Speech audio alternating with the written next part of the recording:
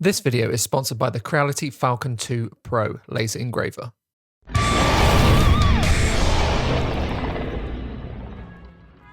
Welcome back to Lizard of Doom, I am Max.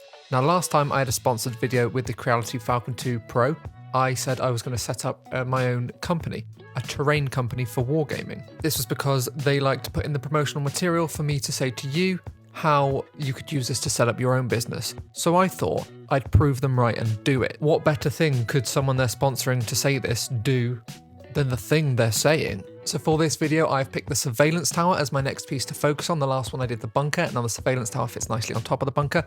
Talk more about that at the end. I've designed all this terrain myself and used the Falcon 2 Pro to cut it all out, and some people who have bought stuff, thank you very much for buying stuff from my website, lizardofdoom.com. The first month of this stuff being released has gone quite well, so thank you all for coming out and supporting me and this channel, and thank you to the Falcon 2 Pro from CREALITY for making this a reality.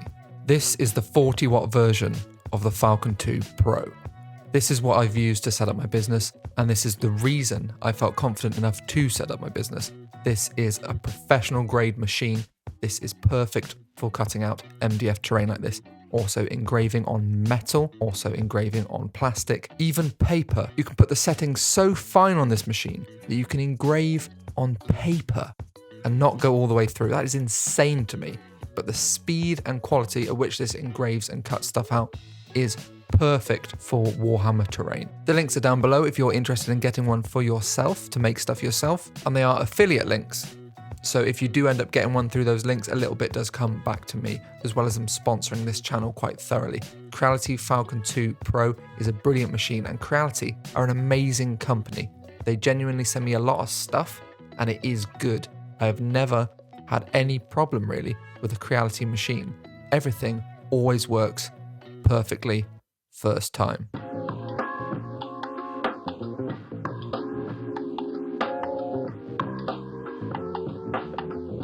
Once I've got my surveillance tower cut out, you can see how fine some of the detail is on it. Some of these little cross sections here have all these little cuts out of it, and you're going to want to pay attention to the numbers. See, number 1, 2, 3.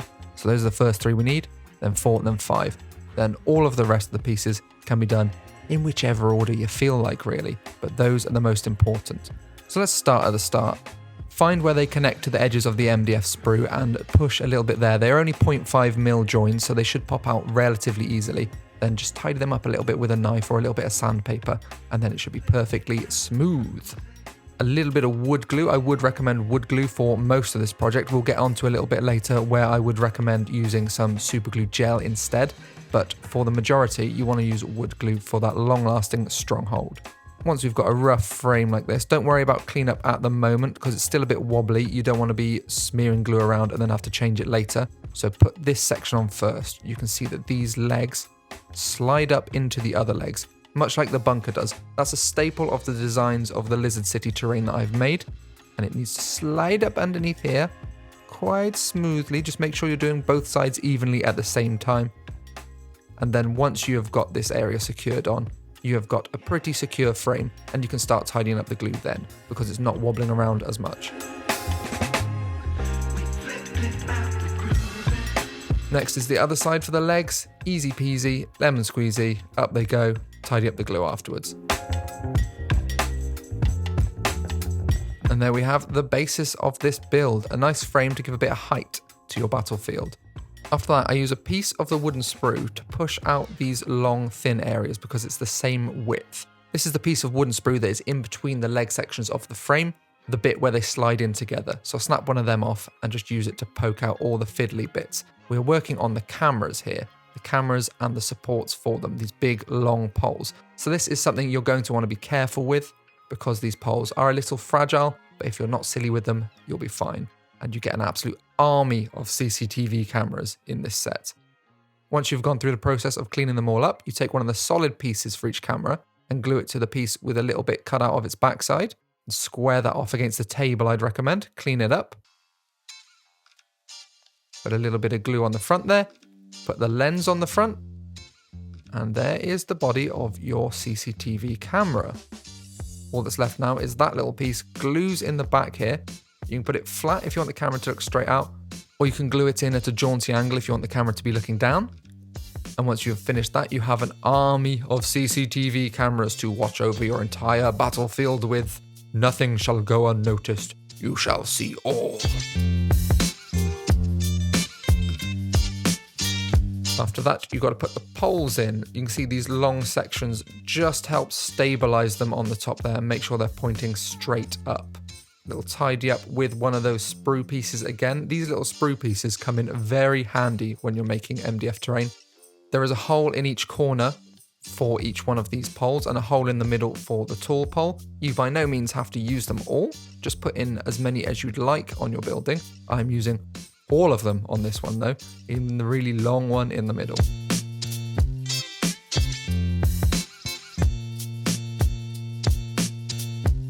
Now while that dries, I'm going to build the signage. So first of all, we pop out these lovely engravings. Thank you very much, Falcon Pro 2. And also, this area where the cameras came out of earlier, we need the frame around the edge of it. That will be the frame around the edge of our billboards. Now what you can do is pinch a bit of paper in between the frame and the billboard after you've painted them and make your own. But for this one, I'm going to be gluing them on and keeping them solid so you can see my designs through them. But if you don't want to do that, you can just clamp a bit of paper with whatever you want on there. Now these sections here hold the billboard to the building. They're a little bit fiddly to get out, so I'd recommend you just rip this section off and then poke them out at your leisure. This is easier than manhandling the whole A4 piece of MDF. You can slowly and gently poke them out, careful not to damage them. Once you've got them out, a little bit of tidy up is necessary, as is with every piece of an MDF build. And once you have scraped everything nice and flat, a little bit more wood glue will do the job keeping these frames on their billboards. Stick the glue around the edge of each frame, and what I did is do it around the edge of one frame because you get quite a lot out of the bottle, sandwich it between them, and then you've got two gluey frames ready to plonk straight on. Lovely! Once you've got them, put a bit of glue on the arms here and slide them onto the ends. Now, if you are doing your own billboards with a bit of paper, obviously don't glue these now. Paint them all separately. Once you have it all together though, you can find these little square holes on each side of the building and the arms go in there, so you can poke them in and then turn it around and make sure you've got these struts straight. There we go. Lovely sign. I bet someone's already commented, remain hidden, alert Xenos. There are these extra sections also in this build. Now these are optional pieces. This is in case you do not want to put the billboards on and just keep it as a sniper tower or something of that effect. These are to hold the signs on the ground, so you have little signs that provide cover for ground troops. And here we go. A little battlefield sign for you there. You can hide behind this, or you can put it on the building and hide behind it up there. Now this is the stage I would recommend some superglue gel for. The cameras. I would recommend this because it's got like an instant easier grab than holding the wood glue for ages.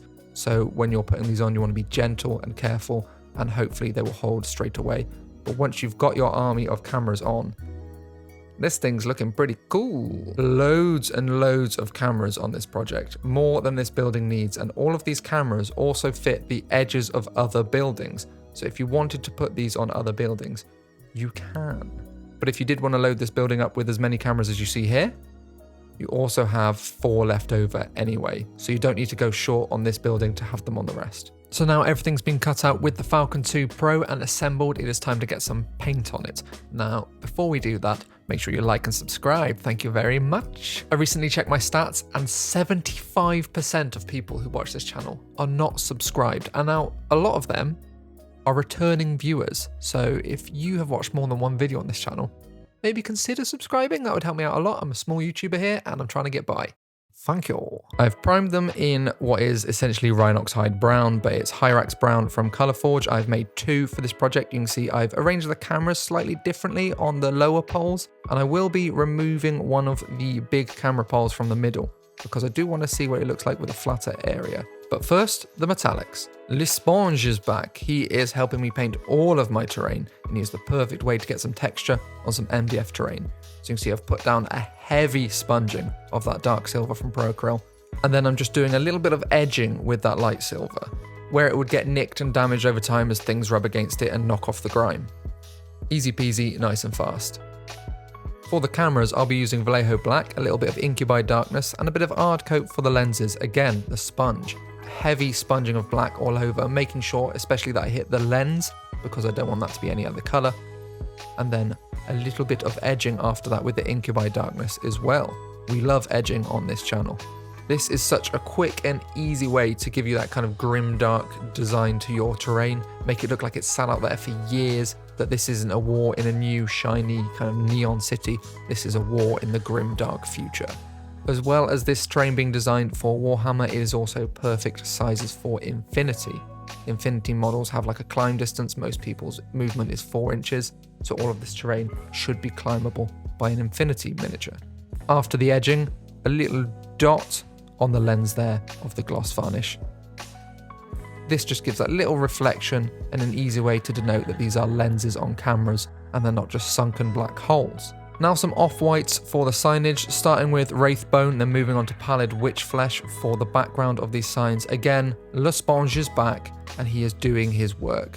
A heavy coat of Wraithbone all over the sign, avoiding the edges, making it look like this is rotted and fallen off.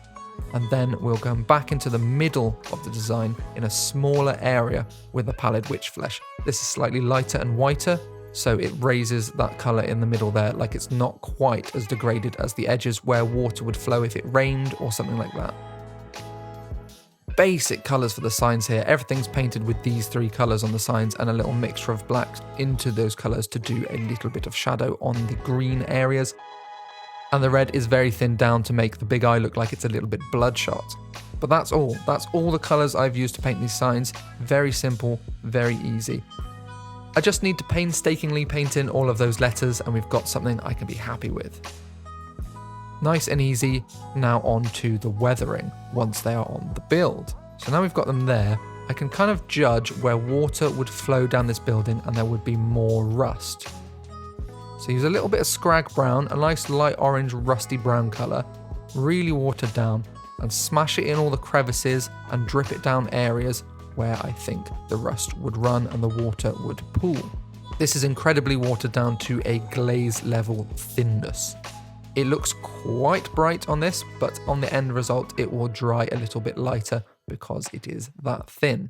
Once we have rusted up our entire build, we'll be left with something lovely, dirty, disgusting, and ready to play on. I'm a big fan of doing terrain kind of as quick as possible and getting it on the table. So we have a lovely little CCTV surveillance tower here, ready for the table. Now I have made 2 of these in this video, one with all the bells and whistles you see here. This is what you can build entirely with the kit. Also those little bits for putting the signs on if you don't want them on the building, or you could build them without this. You could build this as a basic frame of a building with a few CCTV cameras if this is a little bit much for you. Personally, I like this, but you could build this instead.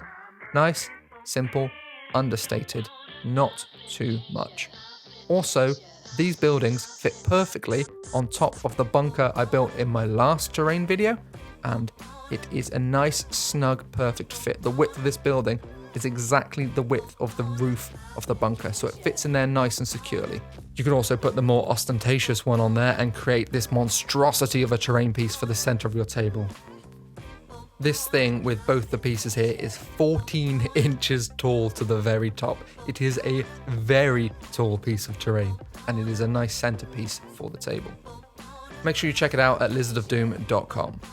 Thank you to my Patreons. If you would like to join them, the link is up there now. Thank you for watching this video. Make sure you check out the Falcon 2 Pro. Links are down below, as said earlier. And check out lizardofdoom.com. Make sure you are subscribed, because next week I've got an interesting video about a company run by an XGW sculptor. I've previously mentioned them before on this channel, so I'm looking forward to getting through some of their lovely miniatures. What else have I got to say?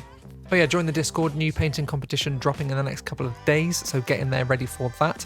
I had a comment on my last painting competition video saying, "There's no point being a YouTube subscriber for you, because these competitions aren't open to all of us." Yeah, they are. Join the Discord. Leave a like for the like throne and a comment for the algorithm gods, and I will see you next time. Remember, it's not a pile of shame. It is a pile of future fun. Peace.